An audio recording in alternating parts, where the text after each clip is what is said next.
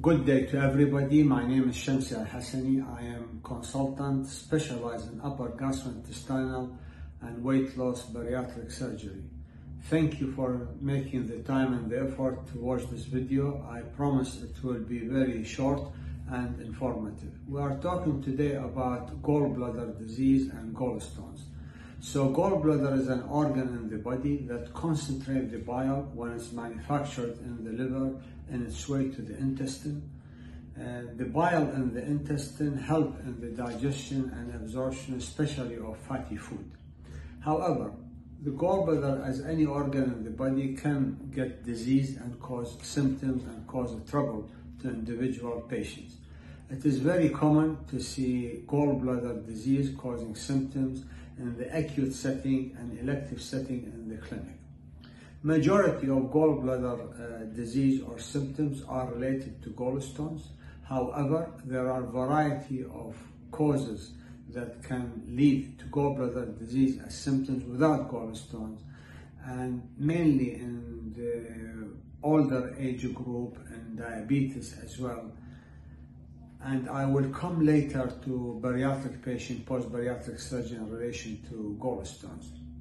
The symptoms of the gallbladder or gallstone can vary from simple indigestion to severe life-threatening complications that need early surgery and admission to the intensive care.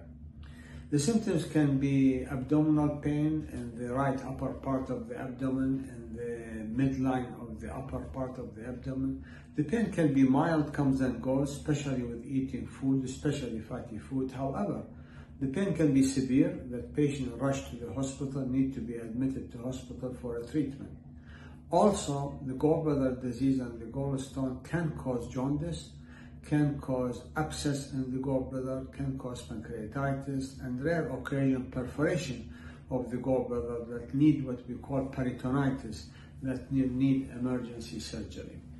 We as a professionals, when we suspect gallbladder disease in a patient based on the symptoms, there are a variety of investigations that we can use, selection of these investigations depending on the individual patients.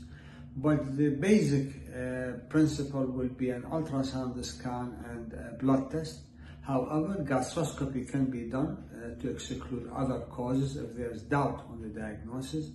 CT scan, MRI scan, or endoscopic assessment of the biliary tree can be recommended as well. Now, following investigation and diagnosis, the golden treatment of gallbladder disease and gallstones in patients who are fit for general aesthetic is keyhole surgery or laparoscopic surgery to remove the gallbladder. Usually can be done as a day case, straightforward surgery. However, patient may need to stay a night or two depending on their other illnesses if they have, depending on the complexity of the operation, because the operation can be straightforward, can be done in half an hour or can take 2 hours, depending how much scarring and adhesions there. The result of the operation are usually fantastic. Patients recover very quickly, can drive their car within a week, within 2 weeks back to work, 3 weeks back physically, activities, exercise, everything. Complication in the region of 2%, 98% no complication, and as any operation, there's a risk of complication, which is very minor. Long term, none. Patient can eat and drink normally.